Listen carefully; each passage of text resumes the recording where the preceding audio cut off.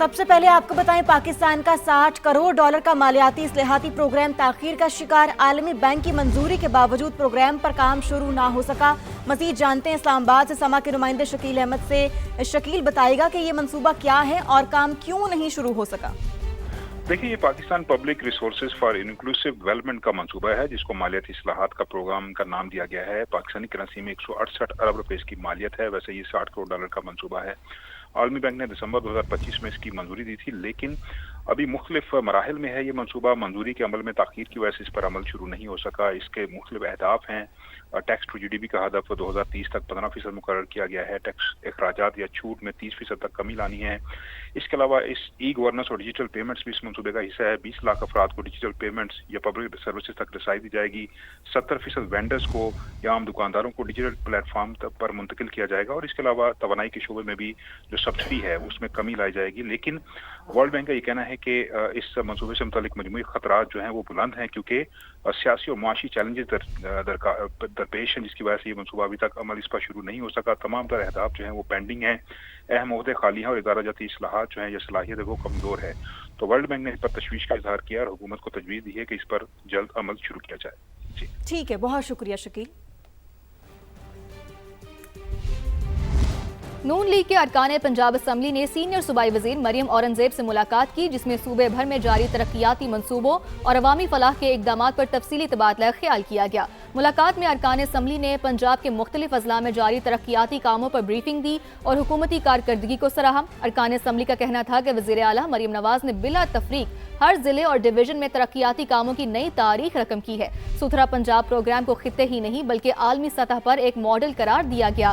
ارکان نے کہا، سالانہ ترقیاتی پروگرام کی تکمیل سے شہروں اور دیہات میں عوام کا معیار زندگی مزید بہتر ہوگا۔ وزیر اعلیٰ کے جرائم کے خلاف اقدامات، ماحولیاتی بہتری اور ٹیکنالوجی کے فروغ کو بھی مؤثر قرار دیا گیا۔ الیکٹرو بس منصوبے کو کلین انرجی کے فروغ اور عوامی سہولت میں اہم پیش رفت قرار دیا گیا۔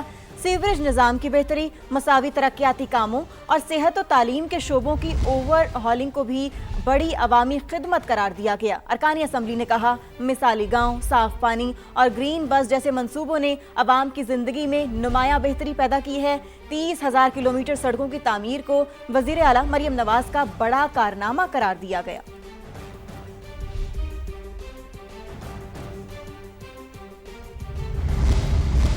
پی ٹی اے نے ضلع کی سطح پر انٹرنیٹ سروسز کے فروغ کے لیے 21 کلاس لائسنس جاری کر دیے ہیں۔ کامیاب درخواست گزاروں کے لیے 1 سال کے اندر سروس شروع کرنا لازمی ہوگا۔ مزید جانتے ہیں اسلام آباد سے سما کے deputy bureau chief Behzad Salimi سے۔ بہزاد، کیا تفصیلات ہیں؟ جی، ضلعی سطح پر انٹرنیٹ سروسز کے فروغ کے لیے پی ٹی اے نے اہم اقدام اٹھایا ہے کہ 21 اضلاع میں انٹرنیٹ فراہمی کے لیے کلاس لائسنس جاری کر دیے گئے ہیں، اور یہ لائسنس 10 سال کی مدت کے لیے جاری کیے گئے ہیں۔ لائسنس ملنے کے 1 سال کے اندر سروس فراہم کرنا لازم ہوگا، اور سرٹیفکیٹ اجرا کے بعد کم از کم 100 براڈ بینڈ کنیکشن فراہم کرنا ہوں گے۔ ضلعی سطح پر انٹرنیٹ سروسز کے لیے پی ٹی اے کو 62 درخواستیں موصول ہوئی تھیں، اور 62 درخواستوں میں سے 21 درخواستوں کی منظوری دی جا چکی ہے، یعنی کہ 21 لائسنس جاری کر دیے گئے ہیں، اور 41 درخواستوں کا اس وقت پی ٹی اے جائزہ لے رہا ہے۔ پی ٹی اے کا کہنا ہے کہ کلاس لائسنسوں کے اجرا سے ضلعی سطح پر انٹرنیٹ سروسز بہتر ہوں گی۔ بہت شکریہ۔ دوسری جانب میئر کراچی مرتضی وہاب کا منگوپی ٹاؤن کا دورہ، بلدیہ عظمیٰ کراچی کی جانب سے جاری ترقیاتی کاموں کا معائنہ کیا۔ میئر کراچی نے منگوپی ٹاؤن میں جاری سڑک کے کام کا معائنہ کیا اور حکام سے بریفنگ لی۔ اس موقع پر ان کا کہنا تھا کہ تاریخ میں یہ سڑک کبھی نہیں بنی، حالات بدلے تو اس علاقے کے بھی حالات بدل گئے۔ جلد ہی کام مکمل کر کے سڑک عوام کے لیے کھول دی جائے گی۔ عوام کا ہجوم عوامی اعتماد کے اظہار کا ثبوت ہے۔ میئر کراچی کے ہمراہ ٹاؤن چیئرمین منگو پیر اور پارٹی کے عہدیداران بھی موجود تھے۔ مارکہ حق، میڈیا کی آنکھوں سے فتح کی داستان۔ یہ ڈاکیومنٹری عالمی میڈیا کے منظرنامے کی عکاسی کرتی ہے، جہاں بین الاقوامی ذرائع ابلاغ اور حتیٰ کہ بھارتی میڈیا کی اسکرینوں پر بھی پاکستان کی جیت ایک ناقابل تردید سچ بن کر ابھری۔ دشمن چاہے کتنا ہی طاقتور کیوں نہ ہو، تاریخ گواہ ہے کہ پاکستان کی بہادر افواج نے ہر جارحیت کا منہ توڑ جواب دیا۔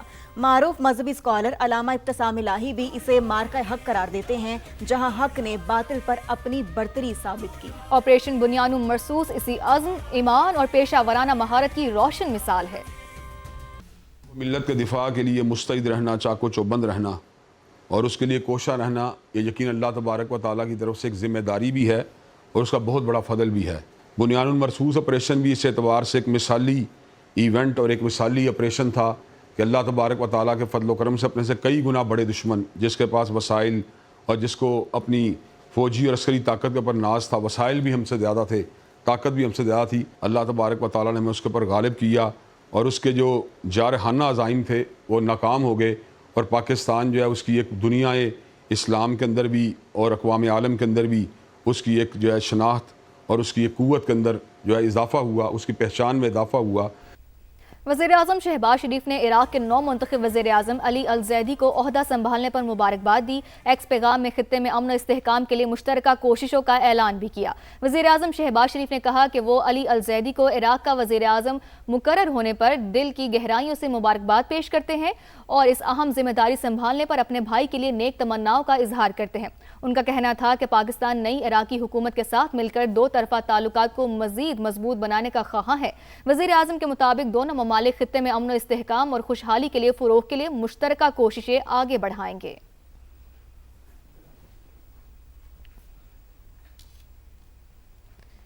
خبر یہ ہے کہ لاہور ہائی کورٹ میں وزیر اعلیٰ پنجاب مریم نواز کی چودھری شوگر ملز ریفرنس میں 7 کروڑ روپے واپسی کی درخواست سماعت کے لیے مقرر۔ چیف جسٹس مس عالیہ نیلم کی سربراہی میں 3 رکنی بینچ 4 مئی کو کیس کی سماعت کرے گا۔ عدالت نے نیب کے وکیل کو سپریم کورٹ سے درخواست واپسی سے متعلق دستاویزات پیش کرنے کی ہدایت کر رکھی ہے۔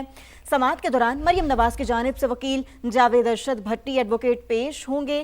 درخواست میں موقف اختیار کیا گیا کہ چودھری شوگر مل کیس میں 7 کروڑ روپے بطور گارنٹی جمع کرائے گئے تھے، جبکہ نیب کی جانب سے کیس ختم کیا جا چکا ہے، لہٰذا عدالت ہائی کورٹ میں جمع کرائی گئی رقم واپس کرنے کا حکم دے۔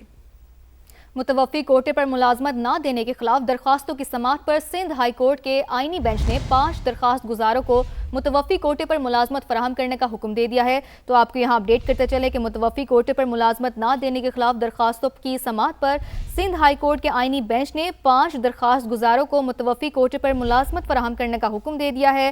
تو یہ عدالت میں سماعت ہوئی، متوفی کوٹے پر ملازمت نہ دینے کے خلاف درخواستوں پر سماعت ہوئی۔ تو سندھ ہائی کورٹ کے آئینی بینچ نے 5 درخواست گزاروں کو متوفی کوٹے پر ملازمت فراہم کرنے کا حکم دے دیا ہے۔ متوفی کوٹے کے تحت حاصل شدہ حق ختم نہیں کیا جا سکتا، عدالت نے ایسا کہا۔ سپریم کورٹ کے فیصلے کا اطلاق ماضی پر نہیں ہوگا، عدالت کی جانب سے ایسا بھی کہا گیا ہے۔ آگے بڑھیں، آپ کو بتائیں عید الاضحیٰ پر شہریوں کی حفاظت کو یقینی بنانے کے لیے پی ایچ اے متحرک عارضی مکینیکل جھولوں پر پابندی عائد کر دی گئی۔ باغات میں مستقل جھولوں کے لیے فٹنس سرٹیفکیٹ لازمی قرار دیا گیا ہے۔ تو آپ کو بتائیں کہ عید الاضحیٰ پر عارضی مکینیکل جھولوں پر پابندی عائد کی گئی ہے۔ پی ایچ اے نے شہریوں کی حفاظت کے پیش نظر یہ فیصلہ کیا۔ باغات میں مستقل جھولوں کے لیے فٹنس سرٹیفکیٹ لازمی قرار دیا گیا ہے۔ ہر جھولا حفاظتی معیار پر پورا اترنا ضروری ہوگا۔ D G P H A کی جانب سے یہ کہا گیا ہے۔ شہریوں کی حفاظت کے پیش نظر یہ فیصلہ کیا گیا ہے۔